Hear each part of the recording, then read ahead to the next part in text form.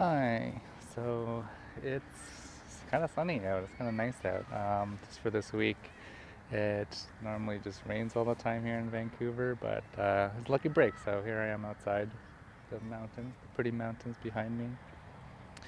And I made a video the other day about starting relationships, but I don't know if it really felt right. It kind of felt forced when I tried to give it a kind of structure. So I'm gonna do it again and talk a bit more about how relationships evolve over time too, and how those dynamics kind of work, or at least like my thoughts about how the dynamics have been working. I do think like trying to go out and date, yeah, it can be like anxiety provoking, and there's a lot of like big expectations that kind of fall into that, of self-worth, of attention, of attraction, of sexuality, all kinds of things. Um, but ultimately, it ties down to like our personal feelings, right? Previously, I talked about this idea of transposition. Doesn't mean anything here, but it's sort of like how relationships or things that are related to one another internally affect how we treat other people. So the relationship we basically have with ourselves ends up kind of informing or becoming the kinds of relationships that we form around other people.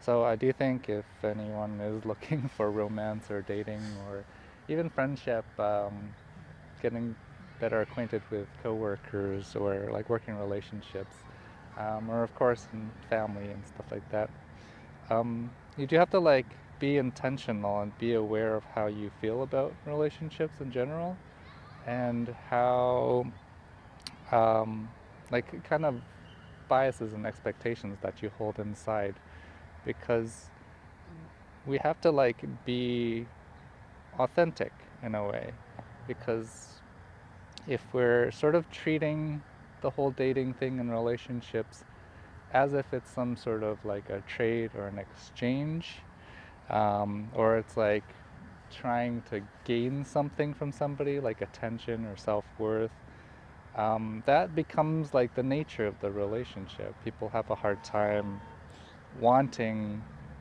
to admit that they're trying to fill their loneliness or their time, or their like need for love, and attention, or maybe like you do have this like pleasing behavior where you kind of want to do things for other people. I guess there's a lot of men out there, guys, who kind of have that chivalrous. I guess women too.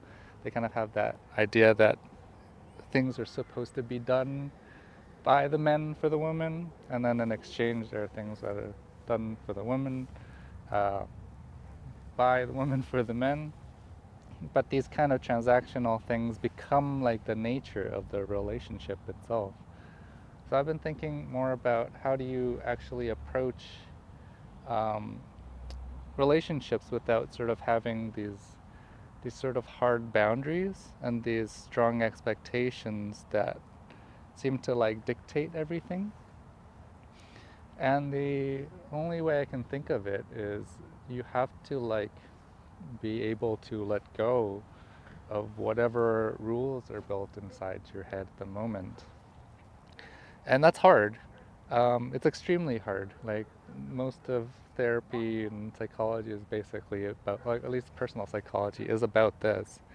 Because the way we grow up and the way we were taught how to relate to other people stemmed from our relationships like with our siblings or family gatherings, and it becomes a part of your like internal model. Like that's how you think relationships work everywhere for everybody, which is like a little bit ridiculous to think about on a logical sense, because there's what, billions of people. How can one person's perspective or one family's perspective be the way everything is supposed to be? Like that's kind of impossible, right?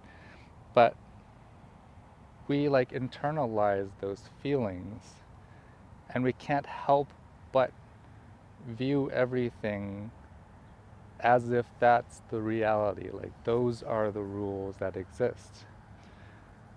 Um, I kind of had a family that was avoidant in a lot of ways. I also was abusive in different ways, and so it was this constant like tension between like pulling away and not talking about anything, and then like explosive fighting. There's not a lot in between. I don't feel like there was like a strong connection. So even now, when I talk to, like, say, my extended family, or I have just different relationships with people at work or friends and things like that, I kind of still have this feeling that things are tense, like that there's sort of this all or nothing kind of like undertone. And I've worked hard and tried to learn and understand and change my behavior and go through therapy and stuff like that. And I have become this person who is able to, I don't know, like go perform at an open mic, for example, or go talk to like a stranger at an event and just see where things go. Or at work, I'll try to make conversation and try to like get to know people's lives. Um, but that's like, it still doesn't feel natural even after doing it for so many years. It still feels like I'm playing a part. I'm trying to overcome like the initial anxiety that I feel of like, is this going to turn out badly? I do think doing it often enough made it feel easier to like approach people and just have a conversation and sort of like empathize and see things from their point of view, at least for the moment. But ultimately, my goal is to be able to be in that mode where I'm not afraid and I don't have expectations, and like a person is just a person all the time. Like I want that to be my default, but at the moment it's not. But recognizing that, like when I was talking to my cousins about planning a sort of dinner, for example, I I sensed this anxiety coming through. Like I think it's like deeply rooted in my family's history because they are like Vietnam refugees who I don't know, like they don't even talk about their past because it's probably hard. Um, but there's like this invisible weight and this whole part of their lives that they can't share, but it seeps through. Like again, that internal thing manifests itself. It in like it emerges or seeps into or bleeds into like the outer relationships with their children. So all my aunts and uncles and my cousins and whatnot, like I feel this underlying tension and pressure and anxiety um, throughout a lot of our interactions. And since I've adopted that through my own experiences, I still hold on to those things. Um, yeah, like in my first love, my first major relationship, it did come out the wrong way. I felt, I don't know, like that I didn't get enough attention or enough love, or because there was this strange dynamic where when I needed help, my ex partner tended to pull back, and that sort of amplified the pain. And I didn't want to blame her for that because I understood she has her own history and whatnot. But it did affect me and it affected my behavior. So I ended up becoming more and more angry over time to a point where I didn't know how to like control it. I never got, you know, past the point of being physically abusive or anything like that, but I was angry. Like we fought often. We would yell and things like that. Um, and it became this like toxic dynamic. And now that I've like spent more time away and I kind of met somebody new, I still feel that dynamic underneath, though I control it a lot better. And instead of feeling angry now, I'm willing to just allow myself to feel hurt and to express that I feel hurt and feel lonely and abandoned, because that sometimes that happens, right? When you let people into like the vulnerable place in your soul, I guess, in your psyche, it will remind you of those core relationships you had with your family growing up. So I still do feel that sort of hollow, empty feeling sometimes when things don't work out or plans get canceled or I don't get what I want out of the relationship in a moment. But I've learned that it's a lot better to express your feelings. Um, and I guess all you can really do is like hope for a change in the relationship, hope that they will understand the dynamic and empathize with you and want to play along and help improve things because they don't want you to feel hurt. If you truly feel a connection, you don't want each other to feel hurt or lonely or abandoned. You want each other to feel loved. And I think that's sort of the way forward after like establishing a relationship. Yeah, these things are tricky. But I guess my tendency, for whatever reason, actually my therapist told me, so it might be it might be a good reason for that, is that when things don't go right, whether it's like at work or in a relationship, I tend to like pick up the slack. I put in more effort. And I guess my therapist told me that she thinks that's a form of self-abandonment, which I didn't quite think about that before, or it didn't really click. But I think she's like onto something. Well, obviously she's a therapist, she's probably seen this before.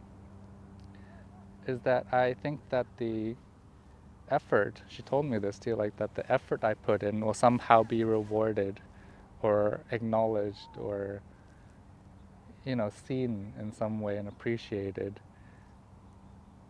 So I try harder, but when I try harder, I become pushier, I become more aggressive, I take up more space, and that leaves less space for other people to try to contribute or help out. Um, or, yeah, I also refuse to ask for help a lot of times. So I've learned that a better approach now is to, like, be able to communicate and sort of reach out halfway, but never like overreaching. You're not fixing anybody's problems, you're not trying to change anybody else, but you can express like how you wished things would be and how you maybe are dissatisfied with the way a current situation is. But otherwise, once you kind of extend your hand out, that's kind of it. It's just like an open invitation. They may reject it, they may not react the way you want, they may not hear you, but there's no need to like take it personally because you can't control that situation. Maybe it does reinforce that kind of hurt and pain you felt from your earlier relationships, but it also, by like approaching it differently, you also get to change that relationship to yourself. All of those past sort of rules and expectations are really just like embedded in there from your past. But if you choose not to give in to it and to express it openly, not necessarily hoping for change, but just to communicate it, that changes that relationship internally with your own past. Like my upbringing with my family still hurts, and I still feel this awkward tension and fear rise up whenever there's these situations that remind me of, authority going bad. but I'm learning to, it feels softer, it feels less crazy and overwhelming the more I sort of step back and look at it differently. So yeah, I do think the like nature of approaching relationships kind of starts from there. You kind of have to like drop your past, no matter how hard it'd be, just like a little bit at a time. This happens whether you're starting a new relationship or you're kind of like already entrenched in one. Like that part of you, those rules that are internalized and those expectations never go away. They'll just keep coming up over and over again until they're addressed. Um, and I think that's it, like if people try, I did that a little bit too with dating. If you try to start a relationship with all of those expectations, with all of your little checklists and green flags and red flags and whatnot, and like minimum height requirements, who knows? Like uh, that that forms the basis of your relationship. And I don't think it should be that way. We should just see people for who they are and see ourselves for who we are and kind of just go from there. Because no matter what we want to believe or what movies and stories tell us, it's never like a clean, simple thing. It's always changing, it's different every time, it's different every day, every week. And we have to like constantly be able to look at ourselves and check in.